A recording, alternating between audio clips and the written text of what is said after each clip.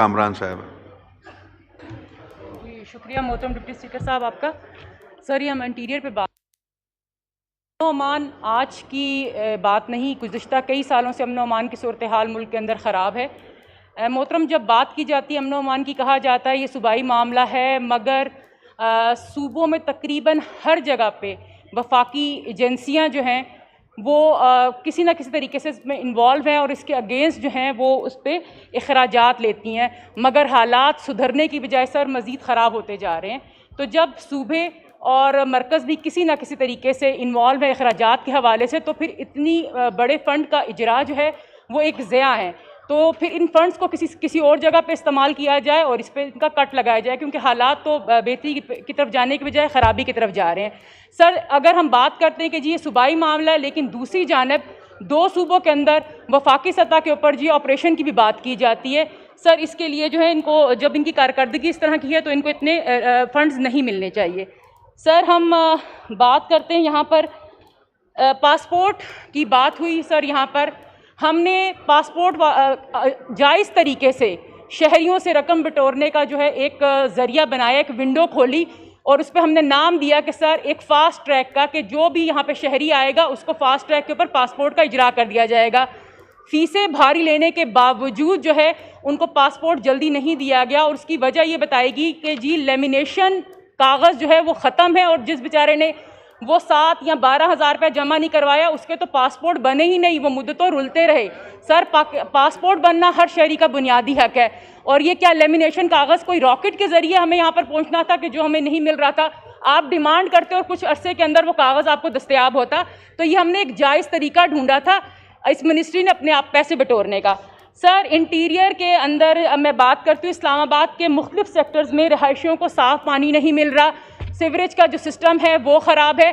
तो इन मामलात में सख्त जो है ये नाकाम रहे हैं। सर, F9 पार्क में होने वाली खातून के साथ जो ज़्यादती हुई थी, उस मामले को गुजरे हुए 6 माह नहीं हुए तो फिर एक खातून के साथ F9 पार्क में सर ज़्यादती हो गई। तो ये किली खोल रहा है आपकी बदअमनी की सूरत हाल की कि इस्लामाबाद के अंदर हो क्या रहा है।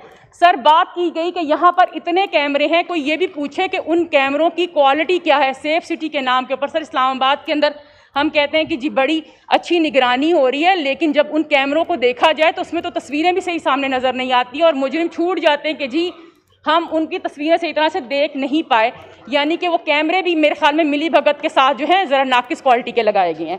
सर, मोबाइल स्नैचिंग हो गई, आपकी गाड़ियाँ और मोटरसाइकिल की चोरियों की वारदातें बढ़ती जा रही हैं, घरों में डकैती की वारदातें बढ़ती जा रही हैं और इनकी रिपोर्ट्स जो हैं वो अगर उसका देखा जाए तो दिन ब दिन इजाफा होता जा रहा है। सर, सबसे बड़ी अहम बात मैंने उस दिन भी बात की थी कि इस्लामाबाद के अंदर एक चैरिटी है सैलानी वेलफेयर वाले, उन्होंने आपके ये फिल्ट्रेशन प्लांट्स लगाए हुए हैं। मैंने बात की कि यहाँ पर पार्लियामेंट हाउस के अंदर भी हमारे यहाँ बाहर पे फिल्ट्रेशन प्लांट लगा हुआ है सैलानी वालों की तरफ से।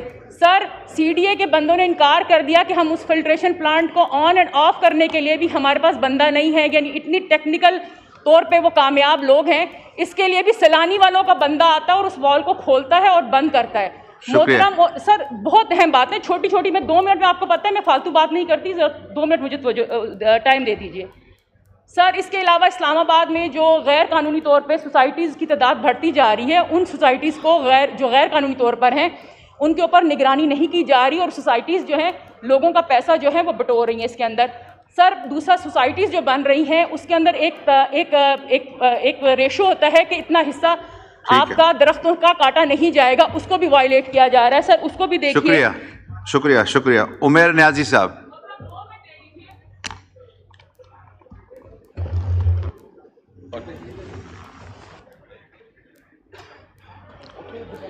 बिस्मिल्लाहिर्रहमानिर्रहीम। शुक्रिया जनाब